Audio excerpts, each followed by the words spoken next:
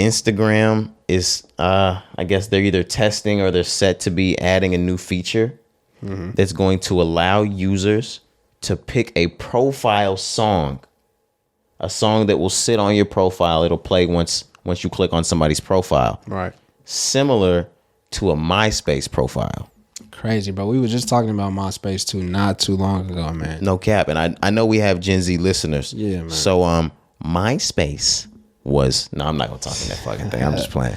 Shout out MySpace, man. Shout out MySpace. But if you don't know about that, like, because if you weren't on MySpace back then, Right.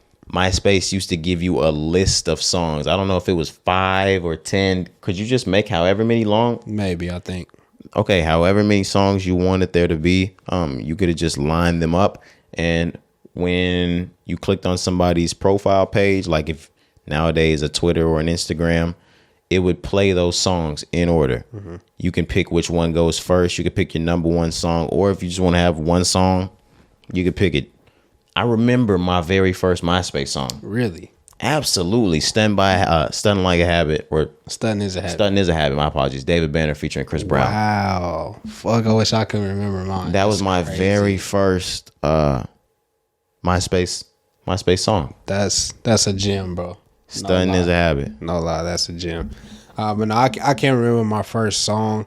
I just know I used to change my shit all the time. The backgrounds, bro, like you don't understand. Man. We were really doing coding. We really were at a doing young coding, age, bro, and we didn't even really know. That shit is crazy. MySpace, like, if you was really into that shit really could like teach you a lot. We were really taking pictures from Google and then making that our backgrounds, picking the songs. Do you remember those crazy ass, like, the surveys and shit we used to put on, like, our comments? We had an entire comment section just for people that wanted to comment. Yep. Messages. Top friends. I wish we could go back to doing that, because I want to let some of you bitch ass niggas know we're not cool. Facts, bro. Real talk. Also, like, that could get a lot of people in trouble. Nah, facts, but that was a way for you to tell, like, if somebody really fuck with you or not. No cap. Even though when we were using it, we were only in like 5th, 6th grade at that point. But it was still to the point. I remember calling homeboys 5th, 6th grade. Hey, bro, like, why I'm not in your top friends, man? Like, put me in your top friends. Facts, bro. And if I call back and I'm still not in that, we going at it, man. Nah, yo. That's crazy, though. I remember having like a top 8, I think is when I maybe had a top 15 at one point, but I for sure I always had a solid top 8. I always remember that. I think I had 10, but as the days, like, as we got older and we started to get to that 6th, 7th grade and maybe moving over to Facebook, I think I dropped that down to like 8 or 5. Yeah, for sure. But I remember niggas that had 1. You remember the bougie niggas that had 1 and it was Tom? Get the fuck out of 1 and it was Barack Obama. Get the fuck out of here. I remember some of the people. I never got to be friends with Barack Obama. He didn't add me. Really? Did he add you? I think so. You were friends with Barack Obama? Maybe. I don't God remember. Damn it, man. So, yeah. That was a big thing because he didn't add people, or presidents and shit like that don't add you like that on social media nowadays. Or they did back in the early Twitter days. And if you got there back then and got a follow from Obama or Joe Biden or Donald Trump or something like that, then you just happened to have gotten it. You probably did not get that from Donald Trump because he wasn't political back then. He wasn't following you the fuck back. Stop playing celebrity shit. Dab. That on your bitch ass. Right. But no, shout out MySpace Tom though, bro. One nigga that was ahead of his time, man. No cap. Jesus and Christ. He knew that this social media shit was headed down the fucking gutter. Bro. And he sold his shit for a nice amount of money and got the fuck out the way. Bro, I've never really been able to talk to people about that, so I'm glad you brought that shit up. I've always said that myself as well. I don't know how he saw what he saw, but he saw MySpace was on its way out. Like, Twitter was just coming up, Facebook was booming, so I guess he just saw, like, I can't compete. Oh, I'll tell you what it is. Regardless of what it is, though, this nigga sold for, I don't remember the tag, but it was it was millions, bro. And, yeah. And all he did, bro, for the rest of his life, He just travels the world. He became a As he should. professional photographer. He just posts crazy ass pictures on Instagram. And he's Tom, so you know he still has deals like a motherfucker that's bringing money He's rich in. forever. But the reason why, and if I can just make something up, that they can probably be ballpark why. Number one, those are all very intuitive guys, and once they get into the business of an innovative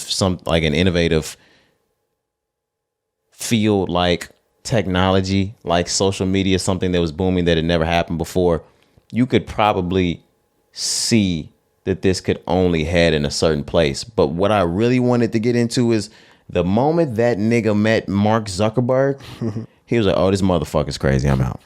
He's crazy.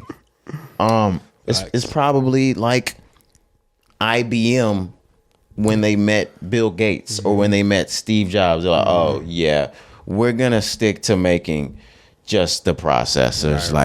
We're out of the game. I'm gonna let you have it. The whole home computer creative type shit. You two niggas can go at it with each other. We're out. That's what this is." Definitely was ahead of his time, though. MySpace, if I'm not mistaken, also they were first with the online status, like letting people absolutely know that you're no. online. Was MySpace not first? There was some that? Zynga chat rooms. I only know that because I had an older sister who was born in the 80s that like before MySpace, they had some of those chat rooms. They had some online now. It's that AOL. Okay. The AOL online chat rooms. Yeah. I know we got some millennials. We might even have some Gen Xers that's listening to the podcast. They know about them AOL chat rooms back when the internet first got booming, late 90s, early 2000s, shit like that. They had the online signs. Yeah, during it was dial-up. Yeah. That shit get to sounding off when that shit get to cranking up. I'll never forget that sound. But that me either. That is fucking crazy. annoying, And you get on the phone, your fucking parents whoop your ass on. Right. Exactly. Damn, I forgot what I was gonna say. But the moral was we were headed back to this in Instagram. Right. What is your first Instagram song gonna be, Corey, if you could think about it? If you had to make a guess, just for the pod, and it doesn't have to stay this since Corey doesn't like being predictable. So now that he says this, it probably won't be. I'm gonna just say Future Feds Did a Sweep. First song I just thought of. Okay. Kool-Aid and frozen pizza, Mac Miller. Okay, see? You feel me? See, real nigga Easy. type. Easy. Real nigga shit, you know what I'm saying? I'm fucking with it. Wow, you wouldn't pick Cole? That's crazy. I just named the first shit that just came. Yeah, bro. That's what came to your mind? Shout out Future. Soup. Bro, Pluto.